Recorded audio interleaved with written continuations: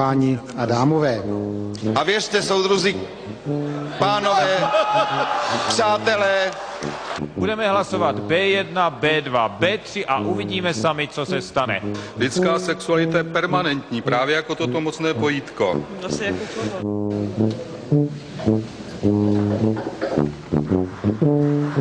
Vzetí na vědomí čehokoliv nebrání konstatování čehokoliv jiného a konstatování čehokoliv jiného nebrání konstatování něčeho úplně jiného. Já rád jím a rád jím s Jiřím Peroutkem.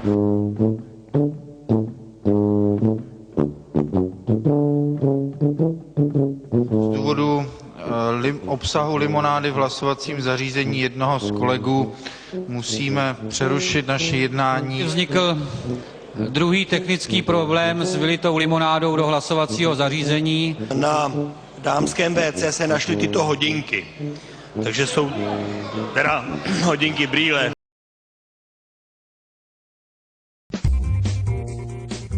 Anyone who has watched a Steve Jobs keynote will tell you he is one of the most extraordinary speakers in corporate America. Who does the best job of that in the world?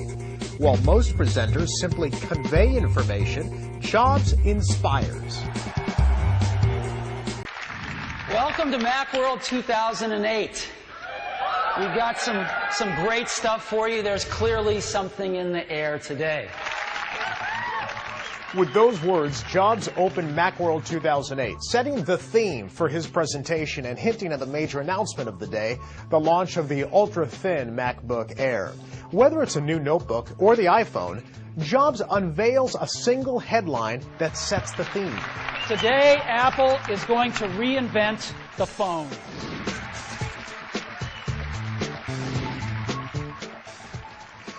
Once you identify a theme, make sure it's clear and consistent throughout the presentation. Think of a staff meeting as a presentation. So let's say you're a sales manager introducing a new software tool to help your team generate, track, and share sales leads. You might kick off your meeting this way. Good morning. Thanks for coming. I know you'll be really excited about this. Today we make it easier for you to make your quota.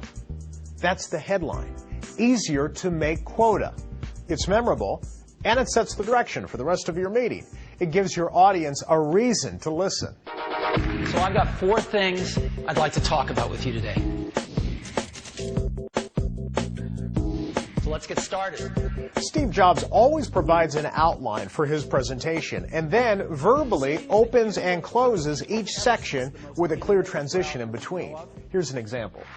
So that's Time Capsule, a perfect companion to Leopard, and that's the first thing I wanted to share with you this morning.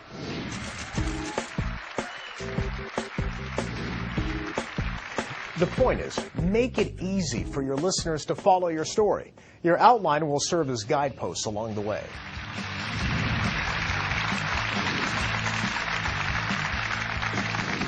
You'll also notice that during his presentations, Jobs uses words like extraordinary, amazing, and cool.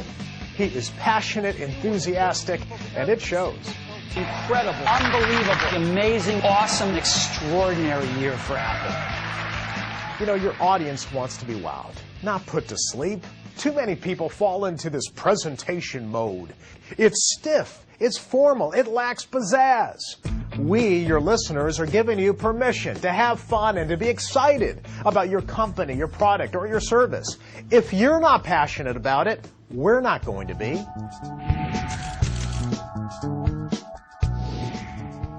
Remember, Jobs isn't selling hardware. He's selling an experience. If you offer numbers and statistics, make them meaningful. We have sold 4 million iPhones to date. If you divide 4 million by 200 days, that's 20,000 iPhones every day on average. Numbers don't mean much unless they're placed in context. Managers, connect the dots for your listeners. Recently, I worked with a company that launched a 12-gigabyte memory card. 12 gigabytes! That number doesn't mean much to most people, so we put it into context. We said that's enough memory to listen to your music while traveling to the moon and back. Now, 12 gigs means something to me. Make numbers meaningful. One of the most effective elements of a Steve Jobs presentation is that they are easy on the eyes. His presentations are visual and simple. While most speakers fill their slides with mind-numbing data and text and charts, Jobs does just the opposite. He uses very little text and usually one, maybe two images per slide. You see, you want to paint a picture for your audience without overwhelming them. Inspiring presentations are short on bullet points and big on visuals. If you really want your presentation to pop, treat it like a show, with ebbs and flows, themes, and transitions. Jobs includes video clips, demonstrations, and guests. He also has a knack for dramatic flair, and it's very effective. For example, when introducing the MacBook Air, Jobs drew cheers by opening a manila interoffice envelope and holding the laptop out for everyone to see. This is the new MacBook Air, and you can get a feel for how thin it is. What is the one memorable moment of your presentation? Identify it ahead of time, then build up to it. With a little help from our friends, everything will work today. And finally, rehearse, rehearse, and rehearse some more. Let me show you how easy that is now. Steve Jobs makes it look easy because he spends hours rehearsing. He cannot pull off an intricate presentation with video clips and demonstrations and outside speakers without practice. The result, a presentation that is perfectly synchronized and looks, yes, effortless. Now, the average business person does not have the resources to create a Steve Jobs extravaganza, but you do have time to rehearse. The greatest presenters do it, and so should you.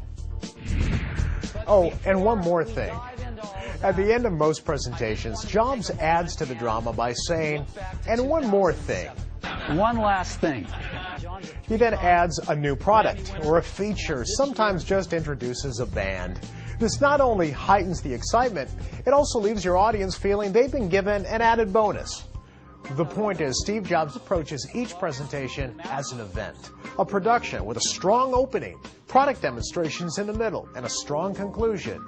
And yes, even an encore, that one more thing. I wish you a dazzling presentation.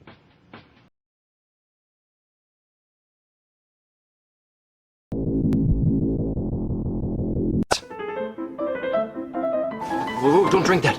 I saw some guy slip something in there. What? Who? That guy. Thank you. Now, Kappas, after our disciplinary hearing for lewd behavior last semester, we have been assigned a new house mom. I'd like you to meet Mrs. Stintsfire. Hello, girls!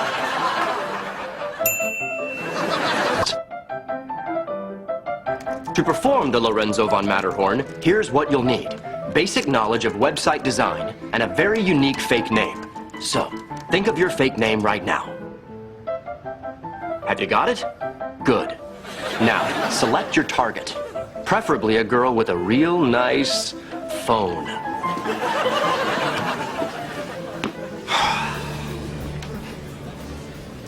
Yeah, it's me. Do I know you? I'm Lorenzo von Matterhorn. Are you, like, famous or something?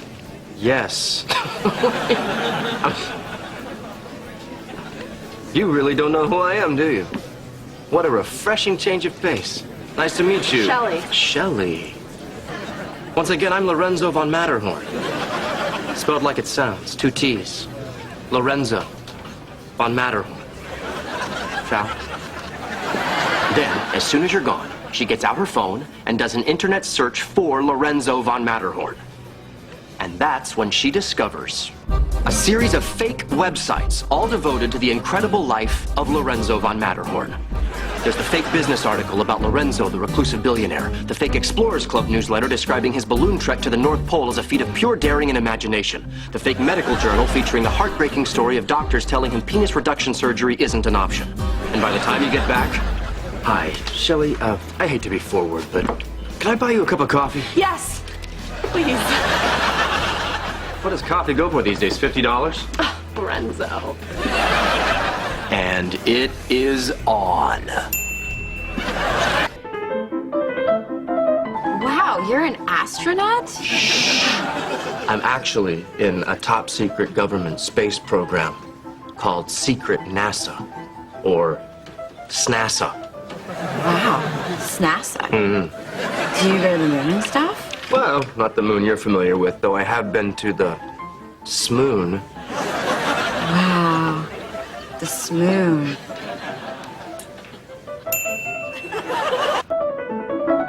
I'm the bass player for Cheap Trick.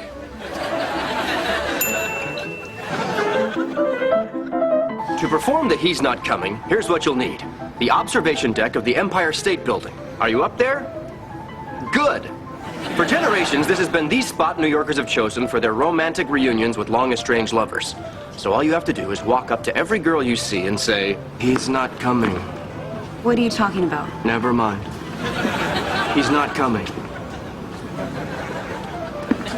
He's not coming. She's not coming? Sorry. Until sooner or later, he's not coming. He's not. But we agreed. We always said we'd meet here on this night. I'm such a fool.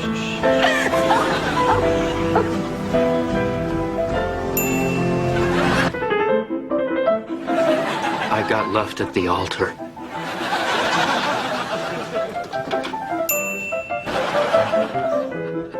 Really? A genie comes out of it? Only if you rub it hard enough.